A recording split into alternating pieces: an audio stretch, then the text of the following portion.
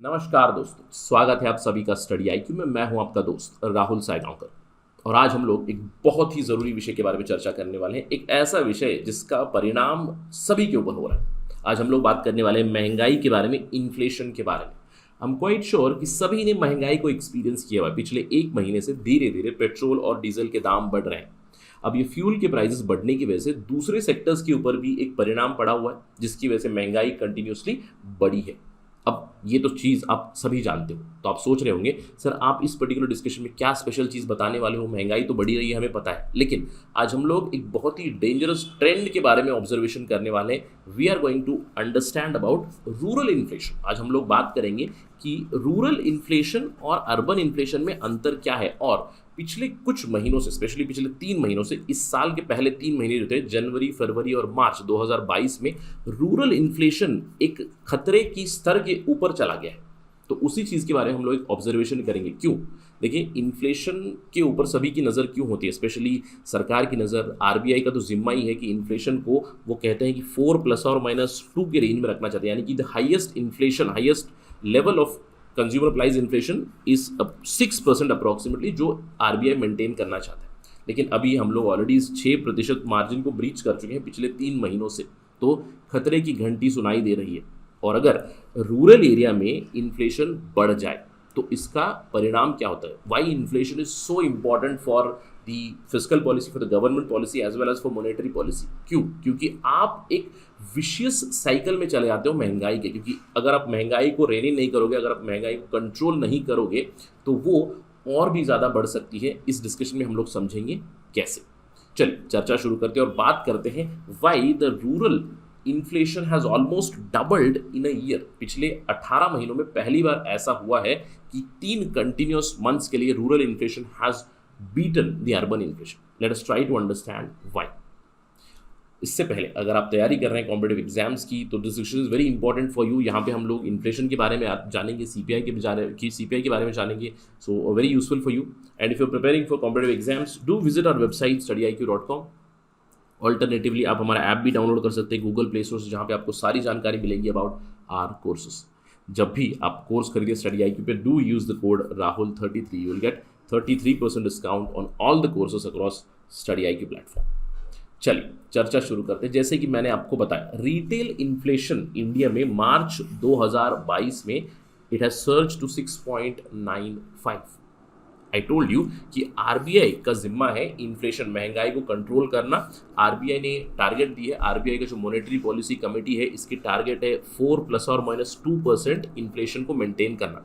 यानी कि जो हाईएस्ट बैंड अगर हम लोग देखेंगे 6%, लोएस्ट बैंड 2%। अब आपको लग रहा है सर लोएस्ट बैंड 2% क्यों है? देखिए, थोड़ी सी महंगाई किसी भी इकोनॉमी के लिए अच्छी होती है।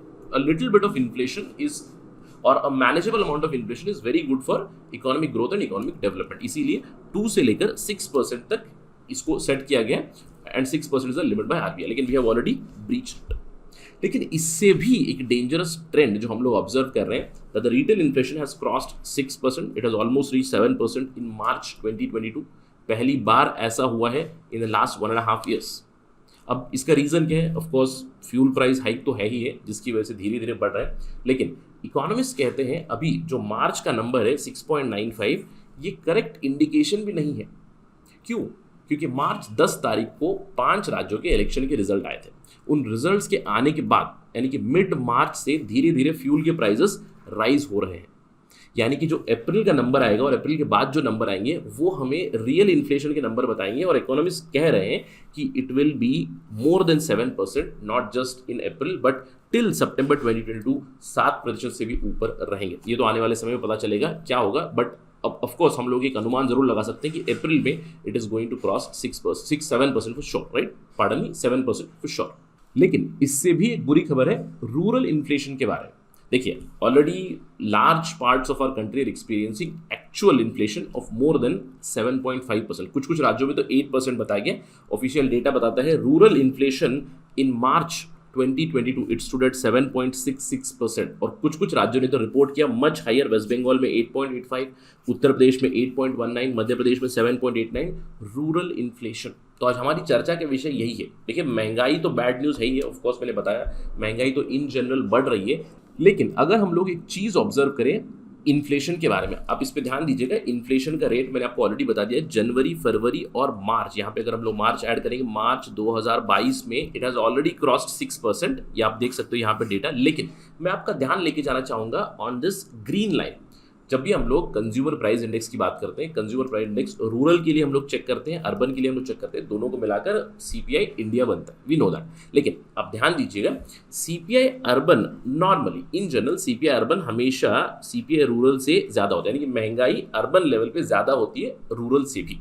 लेकिन अगर आप यहाँ पे ऑब्जर्व करें जनवरी 2022, जो ग्रीन लाइन है, green line corresponds to CPI rural. CPI rural has crossed, यानी कि महंगाई ग्रामीण भागों में भारत में ज़्यादा है शहरी भागों से भी ज़्यादा। That is the understanding. जैसे कि मैं आपको बताया, नॉर्मली क्या होता है, urban inflation is lesser than the rural inflation. जैसे कि 2021 की बात करें, पिछले साल की बात करें, तो 12 महीनों से 10 महीनों में usually urban inflation was higher than rural inflation by a margin of approximately 0.8 percentage points barring few months, May and August 2021। लेकिन अगर हम लोग 2022 की बात करें, पिछले 3 महीनों से consecutively rural inflation is beating the urban inflation. अगर हम लोग नंबर्स देखें, जनवरी 2022 में रूरल इन्फ्लेशन का दर था 6.12%, अर्बन का 5.91। फरवरी 2022 में rural inflation was 6.38, urban inflation was 5.75। और मार्च 2022 में तो रिकॉर्ड हो चुका है रूरल इन्फ्लेशन 7.66%, अर्बन इन्फ्लेशन 6.12%। और आप देख सकते हो इन दोनों के बीच जो गैप है वो भी कंसेक्यूटिवली बढ़ रहा है। इसका मतलब क्या है कि ग्रामीण भागों में महंगाई और भी ज़्यादा है। अब आपके दिमाग में सवाल आ रहा होगा, सर ये कैसे पॉसिबल? आपने बताया कि पिछले एक साल में urban inflation is higher than rural inflation, which is understandable, but why now, why we are seeing something specific for these 3 months? पहले 3 महीनों के लिए ऐसा क्यों देखा है? देखिए, अगर हम लोग सीपीआई की बात करें, सीपीआई के इंडिकेटर्स, कंज्यूमर प्राइस इंडेक्स की जो इंडिकेटर्स होते हैं वो ये हैं, राइट। और रूरल और अर्बन की जो जगह है, उन दोनों के लिए सीपीआई अलग अलग कैलकुलेट किया जाता है, उनकी वेटेज भी अलग अलग है। सबसे पहली चीज़ आप मुझे बताइएगा कि जो कंज्यूमर प्राइस इंडेक्स है, इसका डेटा कौन रिलीज करता है? Do let me know who calculates and who releases the consumer price index. बहुत ही इंटरेस्टिंग चीज आपको पता चलेगी।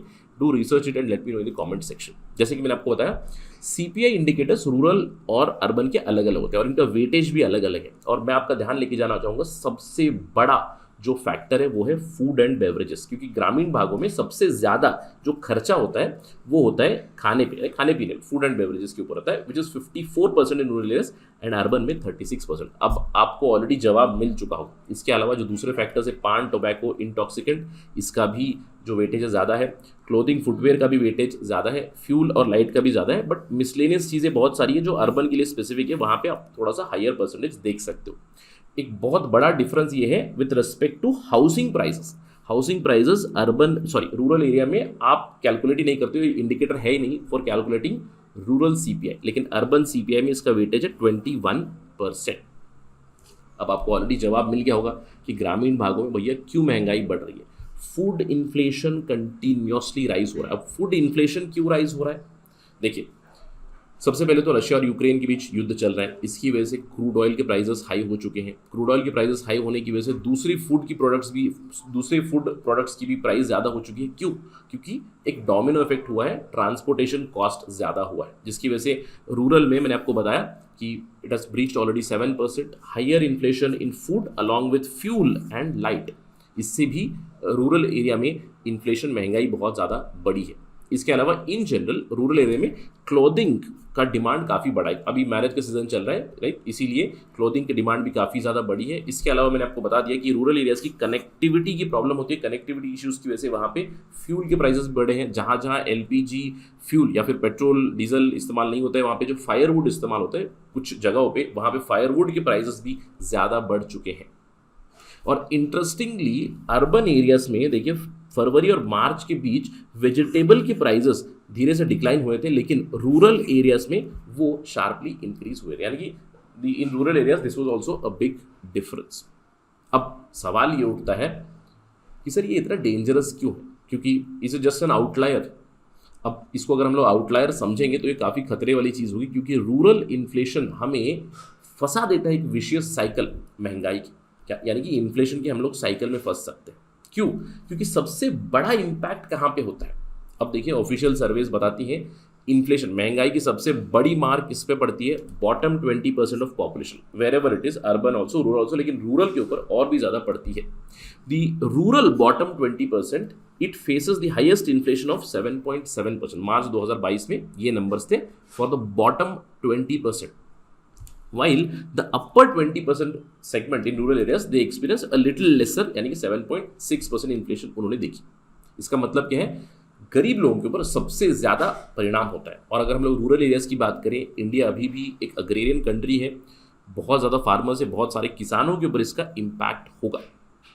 अब क्यों ये प्रॉब्लम है? जैसे कि मैंने आपको बताया कि रशिया यूक्रेन क्राइसिस की वजह से फूड प्राइसेस धीरे धीरे राइज हो रहे हैं। अगर फूड प्राइसेस राइज हो रहे हैं, अगर रूरल एरियाज में खर्चा ज़्यादा हो रहा है, महंगाई ज़्यादा बढ़ रही है, इसका मतलब क्या है? आगे प्रोडक्शन की कॉस्ट भी बढ़ेंगे। क्यों? क्योंकि खरीफ का सीजन आ रहा है, अभी खरीफ 2022 इज कमिंग, और खरीफ 2022 में कॉस्ट ऑफ प्रोडक्शन भी बढ़ जाएगा क्योंकि महंगाई बढ़ रही है, क्योंकि देखिए फार्मर्स को ज़्यादा खर्चा करना पड़ रहा है, तो इनपुट कॉस्ट भी ज़्यादा होगा, फर्टिलाइजर के प्राइसेस ज़्यादा होंगे, इनपुट सीड्स के प्राइसेस ज़्यादा होंगे। इसका मतलब क्या है? The cost of production is also likely to increase, यानी कि अगली बार जब फसल आएगी तो उसकी भी प्राइस ज़्यादा रहेगी। और प्रॉब्लम यह है इंडिया में, we live in rain fed areas. I can say in India most of the agriculture is rain fed agriculture, बारिश के ऊपर बहुत ज़्यादा रिलाई करते हैं हम लोग। ऑल दो इस बार IMD ने प्रेडिक्ट किया है नॉर्मल मानसून। अब नॉर्मल मानसून तो प्रेडिक्ट किया गया है, लेकिन कुछ भी गड़बड़ हो गई तो इन्फ्लेशन की ट्रैजेक्टरी और भी बढ़ेगी। इसका मतलब है सरकार का यहाँ पे रोल बनता है कि अगर कॉस्ट ऑफ प्रोडक्शन बढ़ रही है, मोस्ट लाइकली अनुमान हम लोग ये लगा सकते हैं कि इस साल की खरीफ सीजन में MSP के भी रेट और भी ज़्यादा बढ़ेंगे। यानी कि MSP के रेट बढ़ेंगे तो इनकम ज़्यादा बढ़ेगी, इकोनॉमी में पैसा ज़्यादा बढ़ेगा, इससे भी इन्फ्लेशनरी खतरा होता है। That is why the government as well as the RBI has to swoop in, क्योंकि swoop in करना है इन्फ्लेशन के नंबर्स को एक ऑप्टिमम लेवल पे लाना है, सस्टेनेबल लेवल पे लाना है। ऑफ कोर्स कुछ चीज़ें RBI या सरकार के हाथ में है, कुछ चीज़ें नहीं है, जैसे कि रशिया यूक्रेन कॉन्फ्लिक्ट जब खत्म होगा उसके बाद थोड़ी सी ईजिंग आउट ज़रूर हो सकती है, बट अभी फिलहाल the government and RBI has to play a bigger role to reduce और to bring down rural inflation. अगर रूरल इन्फ्लेशन डाउन नहीं लाएंगे, कॉस्ट ऑफ प्रोडक्शन और बढ़ेगा। अगर मानसून के साथ कुछ गड़बड़ी हुई, although good monsoon is predicted, but अगर कुछ गड़बड़ी हुई, टाइमली रेनफॉल नहीं हुई, because this is not in our hands, इसका परिणाम और भी ज़्यादा खतरनाक हो सकता है, और भी ज़्यादा महंगाई बढ़ सकती है। So government and RBI is taking step. जैसे कि RBI का मॉनेटरी पॉलिसी रिव्यू हम लोगों ने देखा था, government also has to take steps and one forecast is that government might increase the MSP for the upcoming kharif season. इसके ऊपर भी हमारी नज़र ज़रूर रहेगी। अगर इस चीज़ के ऊपर कोई खबर आएगी तो हम लोग चर्चा करेंगे। आई होप कि आपको क्लियर हो चुका है कि ग्रामीण भागों में और भी ज़्यादा महंगाई क्यों बढ़ रही है। With that note let me and my discussion. Thank you for watching this. और अगर आपको ये पसंद आया है, you can always follow me on social media @Rahul Sai 222। मेरा फेसबुक, इंस्टाग्राम और टेलीग्राम चैनल का ID सेम है। अगर आप मुझसे कनेक्ट करना चाहते हैं, अगर आपको कोई डाउट है, you can always message me on Instagram. I do reply on Saturdays and Sundays। Thank you for watching this. जय हिंद।